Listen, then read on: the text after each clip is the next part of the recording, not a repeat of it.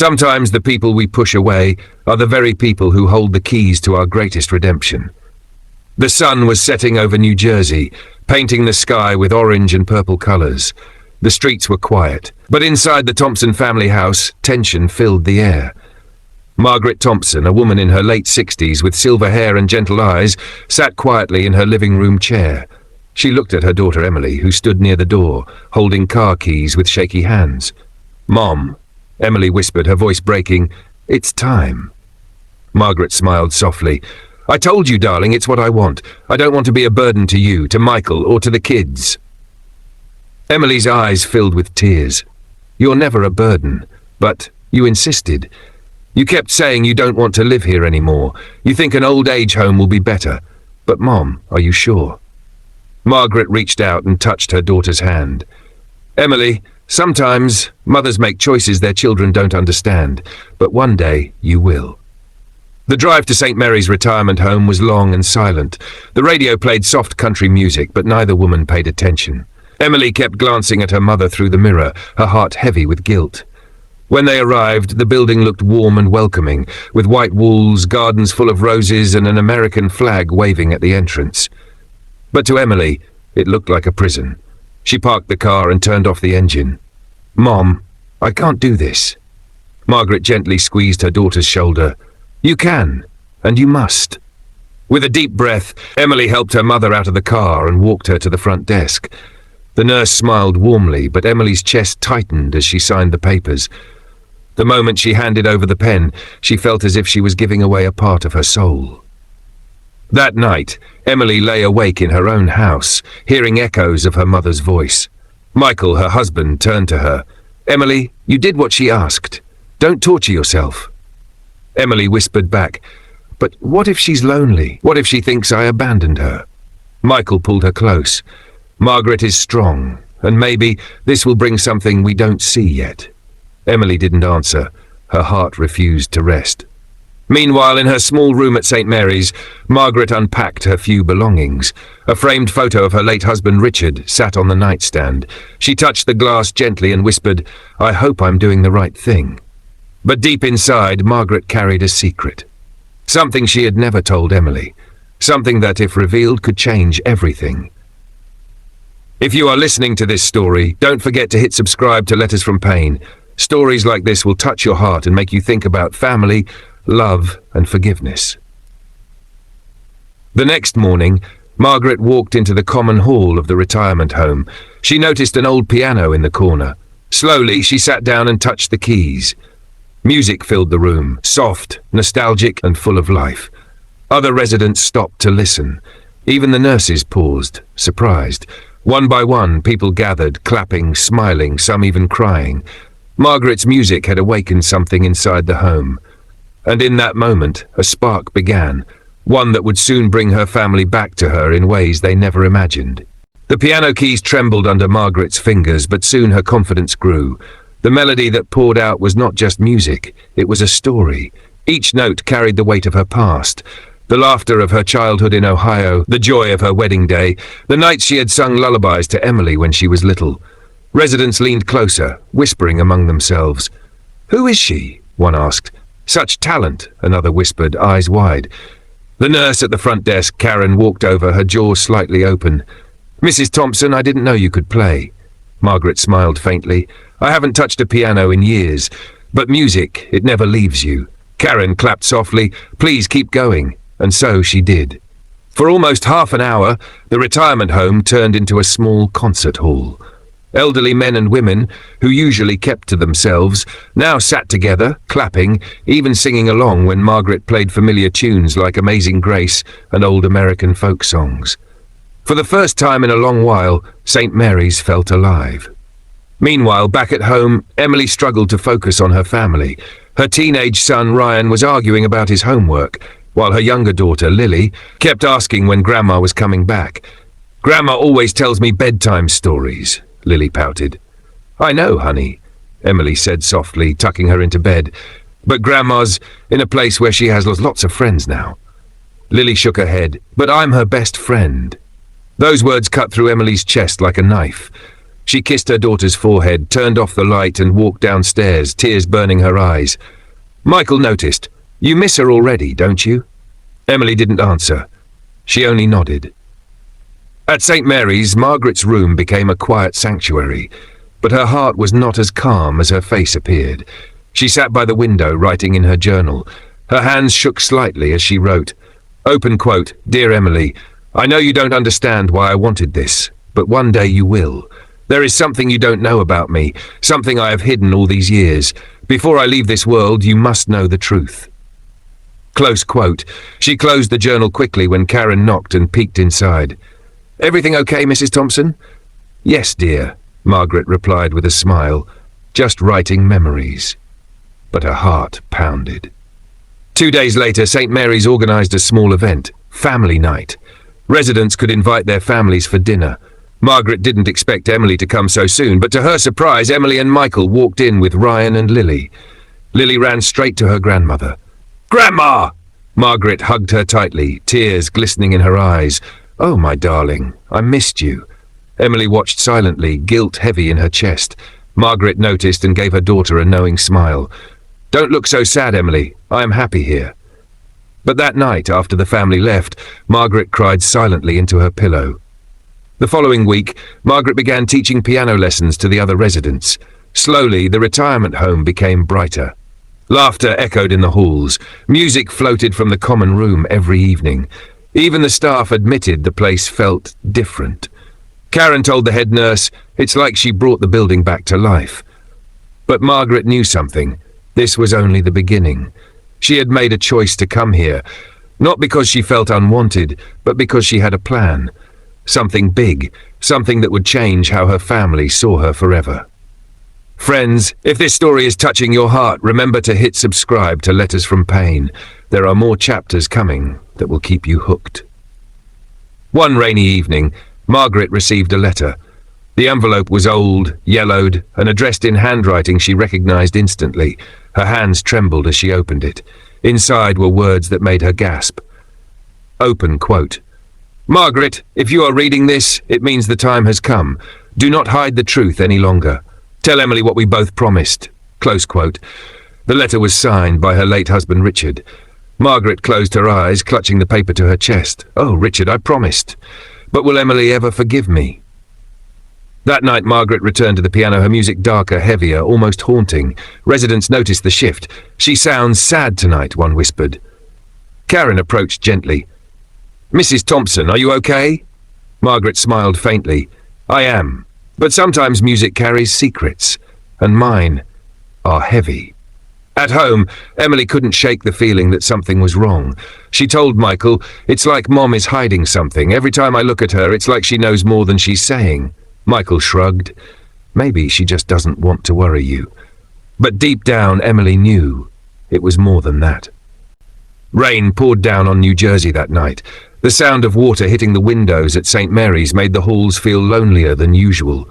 Margaret sat on the edge of her bed, staring at the old letter from her husband. Her hands trembled as she held it. She whispered, "Why now, Richard? Why must the past come back now, when Emily already thinks I abandoned her?" She folded the letter carefully and tucked it under her pillow. The next morning, she joined the residents for breakfast. The dining hall smelled of pancakes, bacon, and coffee. People chatted happily, thanks to the music that had become part of their daily life. "Good morning, Mrs. Thompson." A cheerful old man, George, waved. "Good morning, George." Margaret smiled. But her smile faded quickly when another resident, Clara, leaned closer and asked, "You played something sad last night. Who were you thinking of?" Margaret froze. Her eyes softened. "My late husband and my daughter." Clara nodded knowingly. "Ah, family pain. That never leaves us." Later that day, Margaret sat at the piano again, her fingers brushing against the ivory keys. She thought about Emily, about the nights when Emily was a child, afraid of thunderstorms. Margaret would sit by her bed, humming lullabies until Emily fell asleep. She remembered Emily's voice at age 7. "Mommy, promise me you'll never leave me." And Margaret had answered, "Never, sweetheart, never." Now here she was, living in a retirement home by choice. The memory tore her apart. Meanwhile, Emily sat in her car outside St. Mary's, unable to bring herself to go inside. She had come to visit, but couldn't gather the courage. Tears blurred her eyes. Why did I listen to her? She whispered to herself. Why did I let her go here? What if she feels abandoned? Her phone buzzed. A text from Michael. Emily, she wanted this. Don't torture yourself. Come home. The kids need you. Emily sighed, started the engine, but deep down she promised herself, next time I will stay longer with her. That evening, Margaret took out her journal again. She wrote carefully, each word heavy with emotion. Open quote, there is something I never told you. Something your father and I kept hidden because we thought it was safer. But now I see. Secrets do not protect. They destroy.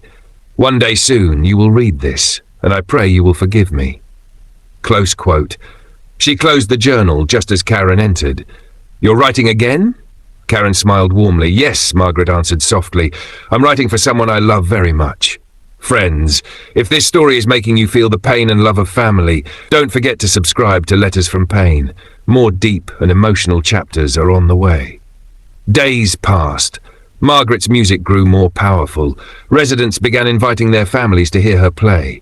The retirement home director even asked if she would perform at the upcoming community gala night, a special event where families were welcome. Margaret agreed, but her heart raced, because she knew that night she would finally reveal everything. At home, Emily received the invitation. Ryan rolled his eyes. A retirement home concert? That sounds boring. Lily jumped with excitement. I want to go. Grandma will play for me. Emily looked at Michael. He smiled gently. We'll all go. It'll mean the world to her. Emily nodded, though her stomach churned. Something about this invitation felt bigger than just music. The night of the gala came. The hall at St. Mary's was decorated with fairy lights, fresh flowers, and red velvet curtains around the stage. Families filled the room, laughter and chatter blending into a warm buzz. Margaret sat backstage, her hands trembling. She held Richard's old letter in her pocket. She whispered, Tonight, Richard. Tonight, I'll do what we promised. Emily entered the hall with Michael, Ryan, and Lily. Her eyes searched the stage. When she saw her mother walk out, dressed in a simple navy blue gown, her breath caught. Margaret looked radiant, like she had found new strength. The crowd clapped as she sat at the piano, but before she began, Margaret spoke into the microphone. I want to thank you all for being here tonight. Music has been my companion through joy and sorrow, and tonight I want to dedicate my music to my family. Her eyes locked on Emily's. The room went silent. Then she began to play. The melody was unlike anything she had played before. It was powerful, haunting, and filled with raw emotion. Every note told a story, her love for Richard, the struggles of raising Emily, the secrets she had carried. Tears streamed down Emily's face as she listened. Ryan and Lily sat wide-eyed, captivated. Michael held Emily's hand tightly, and when the final note faded, the hall erupted into applause. People stood to their feet, cheering, but Margaret didn't smile. Instead, she reached into her pocket, pulled out the letter, and held it in her hand. This, she said, her voice shaking, is the reason I am here. Tonight, I will tell the truth. Emily's heart stopped. Every family hides a secret, but some secrets are powerful enough to break hearts or heal them forever. The room at St. Mary's Gala night was still ringing with applause when Margaret stood up, holding the old letter in her trembling hands.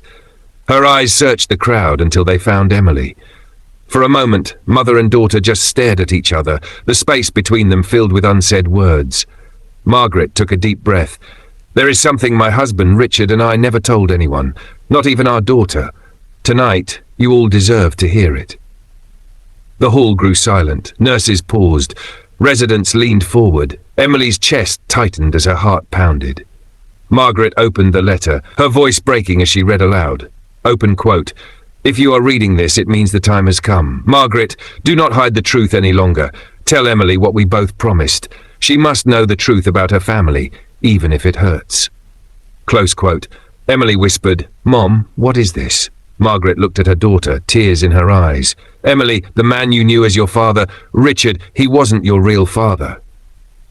Gasps filled the room. Emily's face went pale. What are you saying? Margaret's hands shook, but she continued. When I was very young, before I met Richard, I made a mistake. I fell in love with someone who left me when I needed him the most. I had you, Emily, and for years I raised you alone. Then Richard came into my life. He loved me, and more importantly, he loved you. He gave you his name. He gave you his heart. He became your father in every way but blood. Emily's lips trembled. No, that can't be true. Dad was my father. He was my whole world. Margaret sobbed. He was. In every way that matters, he was your father. But I carried this secret because I didn't want you to feel unwanted. I thought silence would protect you. But silence only builds walls. The hall was heavy with emotion. People wiped their eyes, whispering among themselves. Emily's knees felt weak. Michael put his arm around her, but she pulled away, her eyes locked on her mother. Why, Mom? Emily's voice cracked. Why would you hide this from me? Why make me believe a lie for all these years? Margaret stepped closer, her voice trembling. Because I was afraid. Afraid you'd hate me. Afraid you'd think you didn't belong. Richard wanted me to tell you someday, but I couldn't. Not until now. Emily shook her head, tears streaming down her cheeks. You should have trusted me. You should have told me the truth long ago. Margaret's tears fell freely. I'm sorry, Emily. I thought I was protecting you, but in the end, I hurt you instead. Friends, if you are listening to this story and feeling the weight of family secrets, don't forget to subscribe to Letters from Pain. More powerful chapters are coming. The audience didn't clap now. They sat in silence, hearts heavy, as a mother and daughter's truth unfolded before them. Little Lily suddenly tugged at Emily's hand. Mommy, Grandma is still Grandma, right? Her innocent words broke the tension. Emily looked down at her daughter, then back at her mother. For the first time, she saw not just her mom, but a woman who had lived through pain, mistakes, and sacrifice. Margaret whispered, I didn't come here to escape you, Emily. I came here because I couldn't carry this secret any longer. I wanted you to find out in a place where you could see me for who I truly am, not just your mother, but a woman who has made mistakes and found redemption through love. Emily's body shook as she whispered, I need time. Margaret nodded slowly, her face full of sorrow but also relief. Take all the time you need, my love. I'll be here. Emily turned and walked out of the hall, Michael and the kids following. Margaret stayed on the stage, clutching Richard's letter to her chest, her heart breaking yet strangely lighter, because the secret was finally free. That night, Emily cried in her bed, replaying her mother's words again and again. Michael rubbed her back. Emily, listen. What she did was wrong. But think about it. Richard chose you. He wasn't forced. He loved you even more because he didn't have to. That's not a lie. That's love. Emily sobbed harder. But she should have told me. Yes, Michael said softly, but maybe now is your chance to forgive. Maybe this is why she went to St. Mary's, to make peace before it's too late. At St. Mary's, Margaret sat awake in her bed, whispering to Richard's photo. I did it, Richard. She knows now. I pray she'll forgive me one day. But deep inside, she feared Emily might never come back. Forgiveness is not easy. Sometimes it feels like loving the person who broke you. But without it, hearts only grow heavier. The morning after the gala, Emily sat at the kitchen table with a cold cup of coffee in her hands. She hadn't slept all night. Michael walked in quietly, watching her. Emily, he said softly, you've been staring at that coffee for an hour. You need rest. Emily shook her head. I can't stop thinking about it. My whole life, I believed Dad was my father. Now Mom tells me it's not true. How am I supposed to live with that? Michael sat beside her. He was your father. Blood doesn't make a man a dad. Love does. Richard loved you more than anything. Emily whispered, I know. But why didn't Mom trust me with the truth? Why did she think I couldn't handle it? Her voice broke. She always told me families should be honest. And yet she lied. All these years. At St. Mary's, Margaret tried to smile as she walked through the garden with Clara, the elderly woman she had befriended. Clara looked at her gently. How did your daughter take it? Margaret's smile faded. She walked out. I don't blame her. I've shaken her whole world. Clara patted her hand. Give her time. Children think parents are perfect. When they learn we're not, it hurts. But love can heal that pain. Margaret nodded, but inside, her heart ached. Later that day, Margaret sat at the piano again. This time, instead of cheerful tunes, she played a lullaby, the same one she had sung to Emily as a child. Her eyes filled with tears as memories returned. She whispered into the music, Emily, forgive me, please. Meanwhile, Emily tried to distract herself with work and taking care of Ryan and Lily, but her mother's voice kept echoing in her mind. At dinner, Ryan noticed her silence. "Mom, are you okay?" Emily forced a smile. "I'm fine." But Lily shook her head. "No, you're not. You miss Grandma." Emily's smile broke, tears slipping down her cheeks. She excused herself and went upstairs, leaving Michael to handle the kids. Friends, if this story is touching your heart, remember to subscribe to Letters from Pain. More chapters are coming that will take you deeper into this journey of family and forgiveness. Days passed. Emily avoided calling her mother, but every night she picked up her phone, stared at the screen, and then put it down again. She didn't know whether to be angry or to forgive. One evening, she finally opened the old family photo album. There was Richard, her father, smiling in every picture, holding her as a baby, teaching her to ride a bike, clapping at her school recital. She whispered through tears, "You were my father, no matter what." Then she looked at a picture of Margaret holding her as a baby. Margaret's eyes in the photo were full of love, exhaustion, and fear. Emily touched the picture gently. "Mom, why didn't you just tell me?" At St. Mary's, Margaret wrote another letter in her journal. Open quote, "My dearest Emily, if I could go back in time, I would tell you the truth sooner. But I cannot change the past. I can only hope the future gives us another chance. I love you more than my own life, Mom." Close quote. She closed the journal, placed it under her pillow, and prayed. One weekend, Lily begged Emily, "Please, Mommy, can we visit Grandma? I want her to tell me a story." Emily hesitated. Michael looked at her. "Maybe you should. Maybe it's time." With a heavy heart, Emily agreed. When they arrived at St. Mary's, Margaret was in the garden, watering roses. Her face lit up when she saw Lily running toward her. "Grandma!" Lily shouted, hugging her tight. Margaret's arms wrapped around her granddaughter, tears slipping down her cheeks. She looked up at Emily, who stood frozen, unsure what to say. For a long moment, mother and daughter just looked at each other. No words, only heavy silence. Finally, Margaret whispered, "Thank you for coming." Emily's lips trembled. "I didn't come for you. I came for the kids." The words cut Margaret deeply, but she nodded softly. "That's enough for me." That night, Emily watched her mother tell Lily a bedtime story at St. Mary's common room. Margaret's voice was soft, filled with love. Emily's heart ached. She wanted to stay angry, but seeing her daughter with her mother, it tore down her walls, piece by piece. Sometimes forgiveness doesn't come in a storm. It comes slowly, like rain softening dry ground. The next morning at St. Mary's, Margaret woke up with a smile she hadn't worn in weeks. The memory of Lily hugging her still warmed her heart. She whispered to herself, "At least she came. At least I saw my granddaughter smile again." But when she remembered Emily's cold words, "I didn't come for you, I came for the kids," her chest tightened. She sat on the edge of her bed, whispering, "Emily, I will wait. No matter how long it takes, I will wait for you to forgive me." At breakfast, Clara noticed Margaret's quiet mood. "You saw your family yesterday," Clara said gently, "and yet you look sad." Margaret forced a smile. "My granddaughter gave me joy, but my daughter, she is still hurting. I don't know if she will ever forgive me."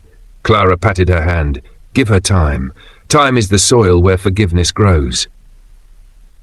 Meanwhile, Emily sat at her kitchen table flipping through her mother's old recipes. Lily had brought one home from St. Mary's, Grandma's apple pie recipe. "Can we make it, Mommy?" Lily asked eagerly. Emily hesitated, staring at the faded handwriting. It was Margaret's neat cursive, the same style she used to write notes in Emily's lunchbox when she was a child. She whispered, "Sure, honey, let's make it." As they baked together, Emily remembered childhood afternoons in the kitchen with her mother. The smell of cinnamon, the sound of laughter. For the first time since the gala, her anger softened, just a little. That weekend, Emily drove back to St. Mary's, this time alone. She didn't tell Michael or the kids. She just needed answers. She found Margaret in the garden again, humming as she trimmed roses. When she saw Emily, her hands froze. "Emily," Margaret whispered, almost in disbelief. Emily crossed her arms. "I need to know everything. No more secrets, no more lies." Margaret nodded, her eyes filling with tears. "I'll tell you whatever you want to know." They sat on a wooden bench under the shade of a maple tree. For the first time in years, it was just mother and daughter, face to face. Emily asked, "Who was he?" My real father. Margaret took a deep breath. His name was David. We met when I was young, before I had direction, before I knew what real love was. He left before you were born. I never heard from him again. Richard found me when I was at my lowest, and he saved me. He saved both of us. Emily's voice cracked. So, all this time Richard knew? Yes, Margaret whispered. He knew from the beginning, and he chose to love you anyway. He told me once, blood doesn't make a father, love does. And he proved it every day of your life. Emily's eyes filled with tears. Then why hide it from me? Why not tell me when I was old enough to understand? Margaret's voice broke. Because I was scared you'd hate me. Scared you'd think you were a mistake. You weren't, Emily. You were my greatest blessing. Friends, if this story is moving you, don't forget to subscribe to Letters from Pain. More chapters are coming that will take you deeper into this journey of truth and forgiveness.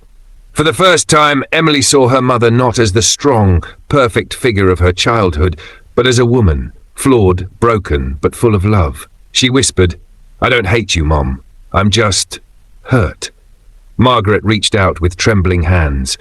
"I can live with your hurt. I can wait for your forgiveness. Just don't walk away from me." Emily looked at her mother's hand but didn't take it. Instead, she stood up. "I need more time." Margaret nodded, tears streaming down her face. "Take it. I'll be here when you're ready." That evening, Emily sat in her car outside St. Mary's, staring at the building. Her heart was heavy, but something inside her had shifted. The anger was still there, but so was understanding. She whispered to herself, maybe I can forgive her, someday. Inside the retirement home, Margaret returned to the piano. She began to play the lullaby again, but this time there was hope in the music. Residents gathered around, smiling softly. Clara leaned over to Karen, the nurse, and whispered, "Do you hear that? That's the sound of a mother's heart healing."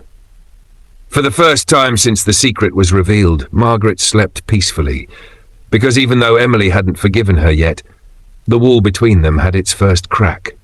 Healing is never a straight line. Sometimes it takes breaking again before we can truly be whole. The next week, Emily avoided St. Mary's. She told herself she was busy with work, with the kids, with life. But deep inside, she knew the truth. She was afraid. Afraid of looking into her mother's eyes and seeing both love and regret staring back. At night, she lay awake, staring at the ceiling. Michael turned to her. "You're thinking about her again, aren't you?" Emily sighed. "Every minute. She told me the truth, and I wanted that for so long. But now that I have it, I feel more broken than before." Michael squeezed her hand. "That's because truth isn't always gentle. Sometimes it hurts before it heals." At St. Mary's, Margaret sat with Clara in the garden. She told her, Emily came. She listened. For the first time, she didn't turn away. Clara smiled. "That means her heart is opening. Don't lose hope." But before Margaret could answer, a nurse ran over. "Mrs. Thompson, can you come quickly?" One of the residents collapsed. Margaret hurried inside and found George, the cheerful man who always greeted her, lying on the floor, struggling to breathe. Nurses worked around him, calling 911. Margaret knelt by his side, holding his hand. "George, stay with us. Don't give up," she whispered. George's eyes met hers. With a weak smile, he whispered, "Play the piano for me." Tears blurred Margaret's eyes. She whispered, "I will, I promise." Moments later, the ambulance took George away. That night, Margaret sat at the piano, playing softly for the residents who had gathered, all shaken by what had happened. The music was full of sorrow, but also comfort. Karen, the nurse, stood near the door with tears in her eyes. "She's not just a resident," she whispered. "She's the heart of this place." The next morning, Emily received a call from St. Mary's. It wasn't her mother. It was Karen. "Mrs. Davis? I thought you should know.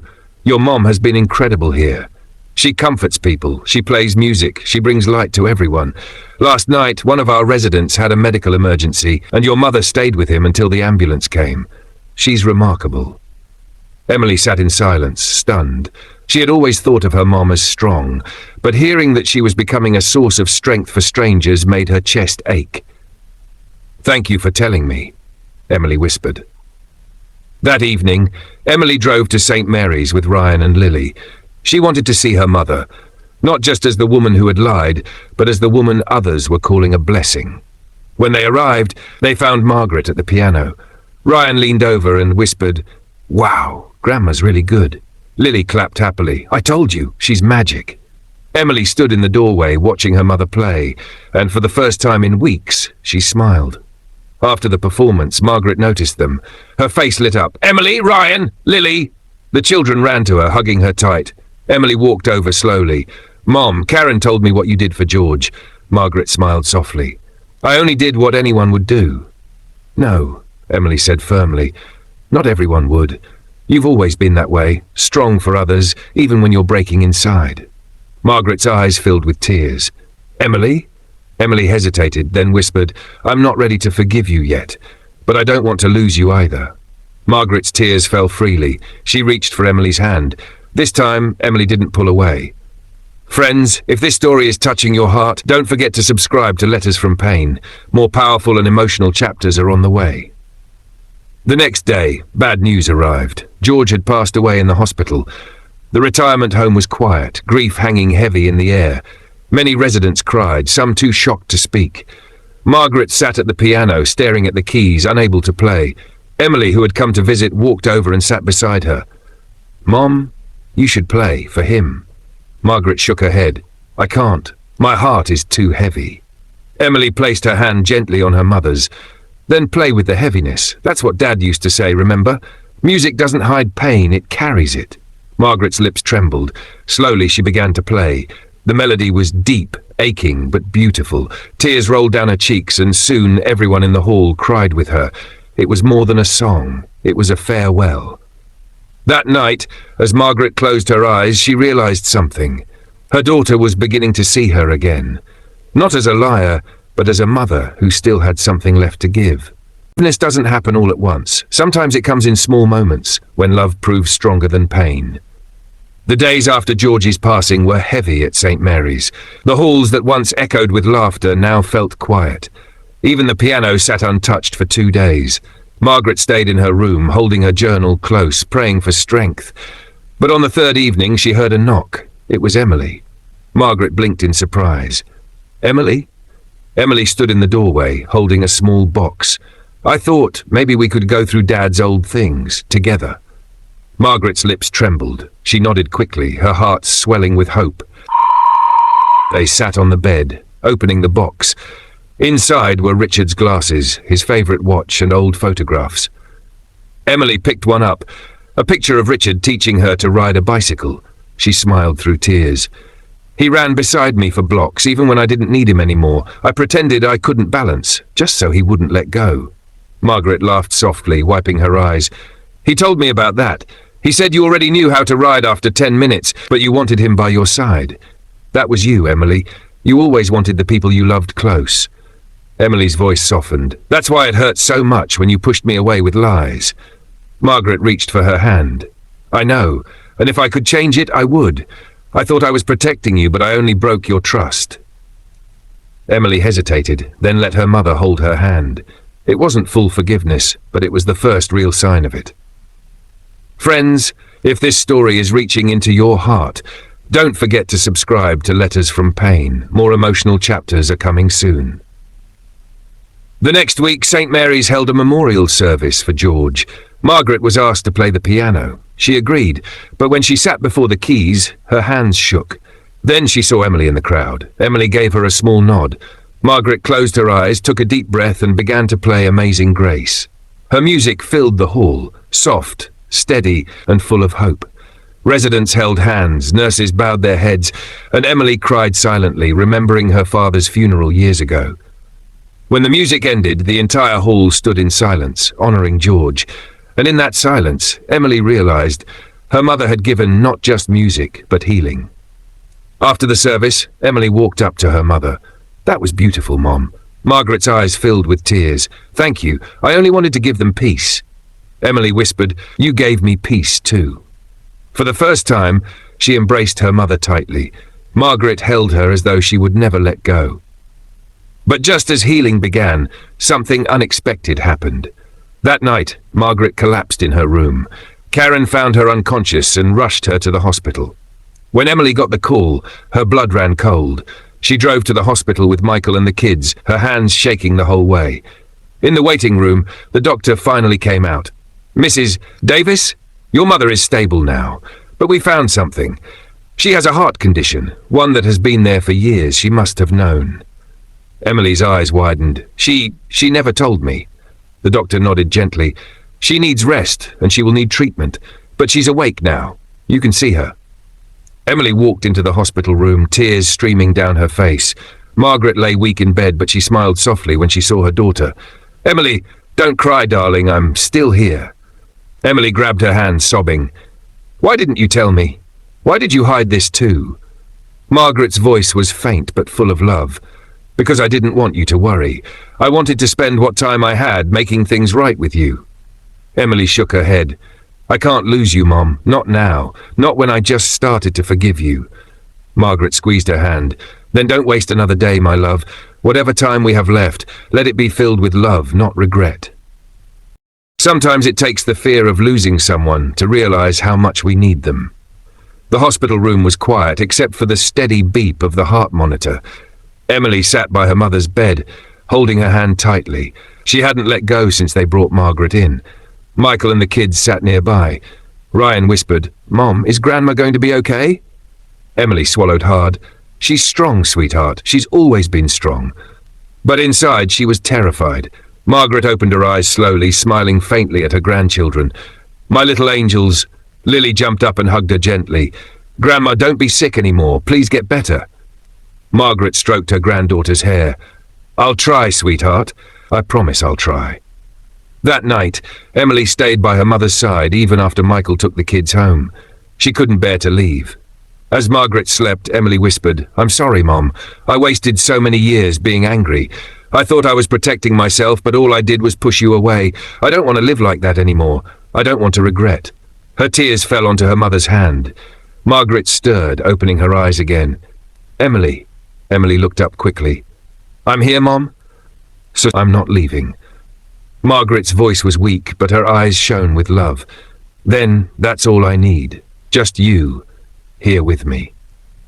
My dear listeners, if this story is touching your heart, don't forget to subscribe to Letters from Pain. Each chapter is full of love, loss, and healing. Over the next few days, Margaret grew stronger. The doctors said rest and treatment would help, but she had to be careful. When Emily helped her mother sit up, Margaret laughed softly. "I never thought I'd need my daughter to take care of me." Emily smiled through tears. "Well, you took care of me all my life. It's my turn now." For the first time in years, there was no wall between them, only love. But just as hope returned, life threw another storm. One afternoon, as Margaret was being prepared for discharge, a man walked into the hospital lobby. An older man, grey-haired with tired eyes. He carried a worn-out photograph in his hands. Emily, on her way to get coffee, froze when she saw him. Something about his face made her chest tighten. The man looked at her, his eyes widening. Then he whispered, "Emily?" Emily frowned. "Do I?" The man's voice trembled. "My name is David. I'm your father." Emily's blood ran cold. Her heart pounded as memories of her mother's confession rushed back. David, the man who left, the man she never knew. She whispered, "No, this can't be real." But David held out the photograph. It was of Margaret, young and smiling, holding a baby in her arms.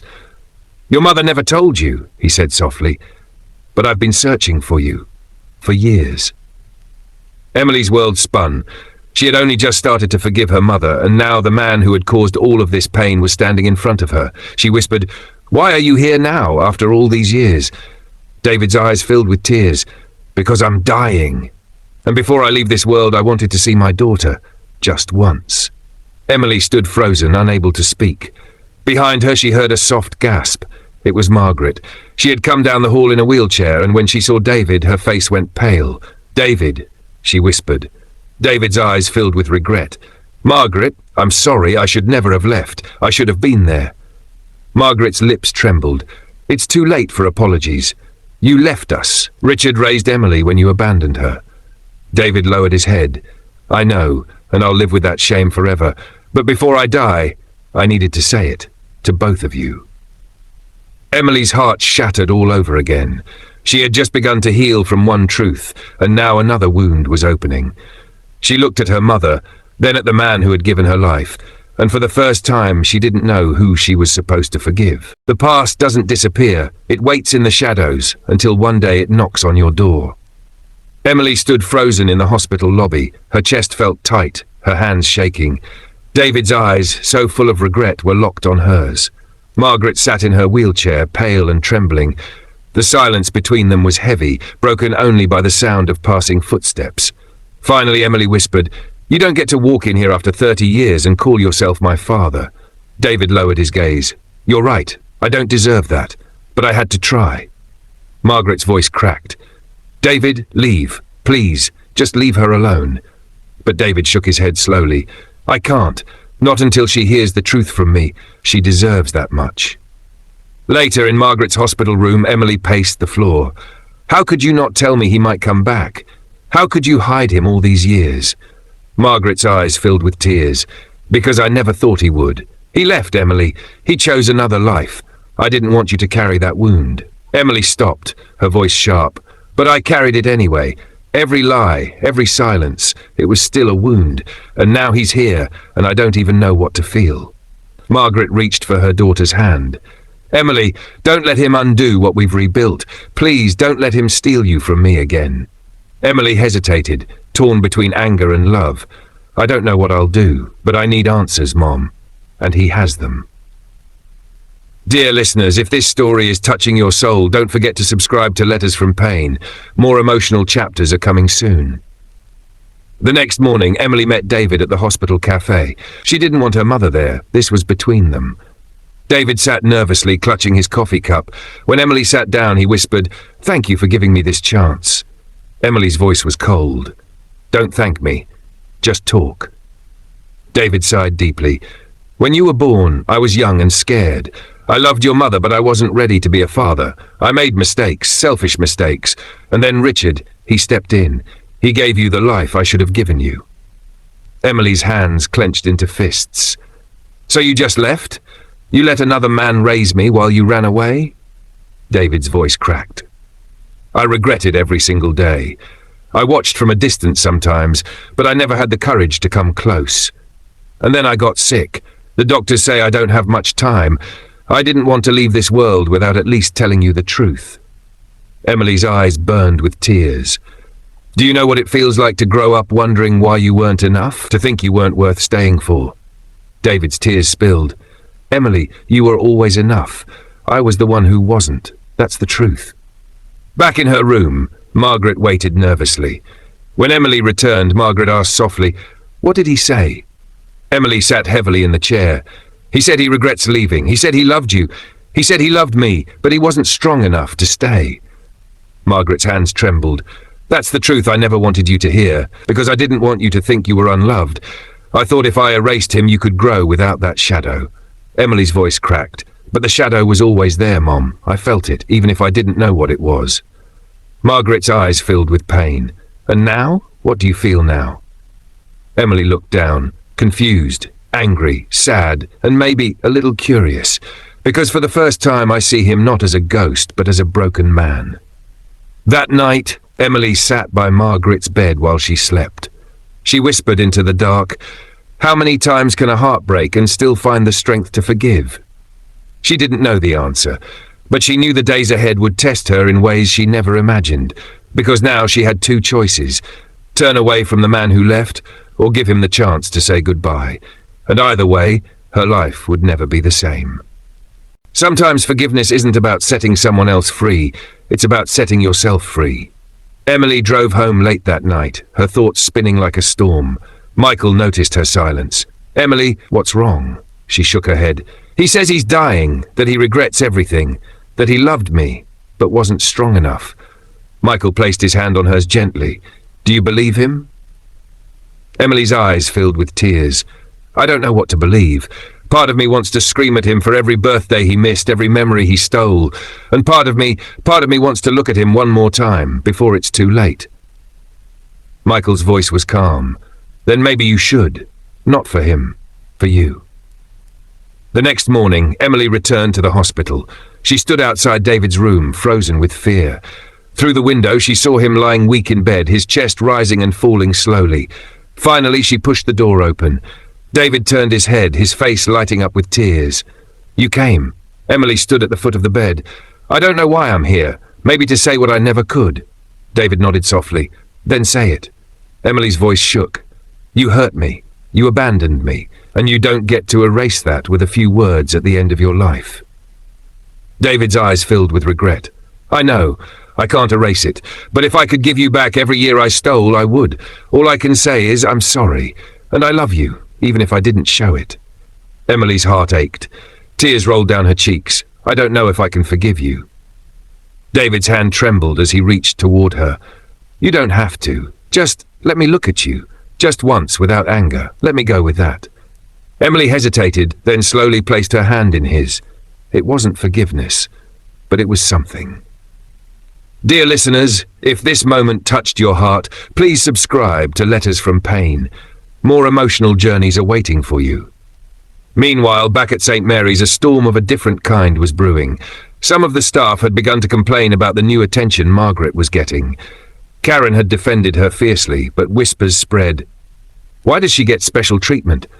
She's just a resident, not staff. One evening, the director of the home called Margaret into her office. "Margaret, you've been a blessing to this home, but some are questioning whether your influence here is too much. We don't want conflicts." Margaret's heart sank. "I never wanted to cause trouble. I only wanted to bring hope." The director sighed. "And you have. But I need you to decide. Do you want to step back or continue leading activities and risk more division?" Margaret left the office with a heavy heart. For the first time since arriving, she felt like maybe she didn't belong anymore. That night, when Emily visited after seeing David, Margaret confessed, "I don't know if I should stay here. The residents love me, but some staff think I'm overstepping." Emily's eyes softened. "Mom, you've turned that place into a family. You've given people joy. Don't let a few voices make you doubt that." Margaret smiled weakly. "And what about you? Did you see him again?" Emily's eyes filled. "Yes, and it broke me, but maybe it also freed me." Margaret squeezed her daughter's hand. "Then we're both learning the same lesson. Forgiveness doesn't mean forgetting. It means choosing love anyway." Later that week, David's condition worsened. Emily received a call in the middle of the night. "Mrs. Davis? You should come. He doesn't have much time." Emily's chest tightened. She looked at Michael, who whispered, "Go. Don't let regret keep you away." When she reached David's room, his breathing was shallow. His eyes opened slowly. "Emily?" She sat by his bed, tears falling freely. "I'm here." David's lips trembled. "Thank you for giving me this gift. Seeing you even once was more than I deserved." Emily leaned close, whispering, "I don't forgive you completely, but I don't hate you anymore." A faint smile touched his lips. "That's enough." And with that, David closed his eyes one final time. Emily sat there holding his hand long after he was gone. And in that silence, she realized, sometimes goodbye is the only way to make peace with the past. Healing doesn't happen all at once. Sometimes it comes in whispers, through love, through community, through the courage to stand tall again. The funeral was small, just a handful of people. Emily stood at the back, arms crossed, unsure if she belonged. David had been her father, yes, but not her family.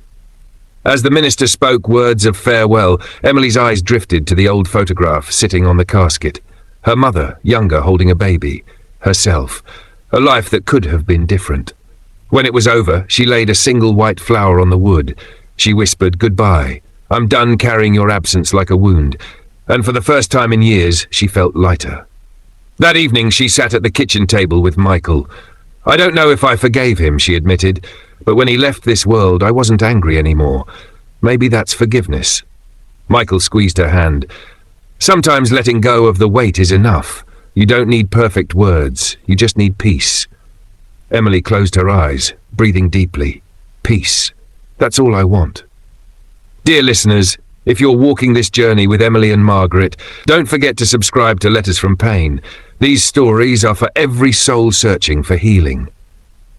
Meanwhile, at St. Mary's, Margaret's situation was growing tense.